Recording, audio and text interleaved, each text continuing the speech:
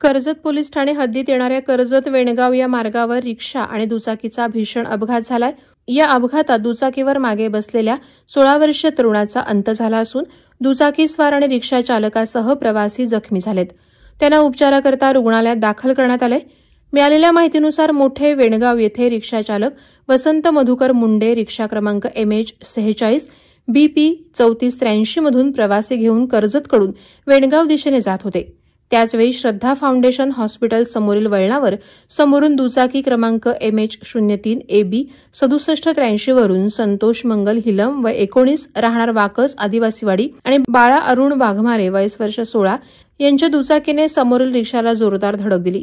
यामध्ये बाळा वाघमारे हा जागीच दगावला तर दुचाकी चालक संतोष हिलम जबर जखमी आहे। त्याला उपचाराकरता कर्जत उपजिल्हा रुग्णालयामध्ये दाखल करण्यात आले।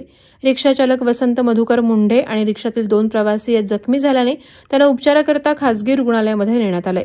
या अपघातासंदर्भात कर्जत पोलीस ठाण्यात गुन्हा नोंद करण्यात आला असून पुढील तपास कर्जत पोलीस ठाण्याचे पोलीस उपनिरीक्षक मिनल शिंदे करत आहेत।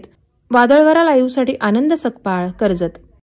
नवी मुंबई व रायगड जिल्ह्यातील ताज्या बातम्या आणि घडामोडींसाठी सबस्क्राईब करा वादळवारा लाईव्ह चॅनल आणि दाबा बेल आयकॉन।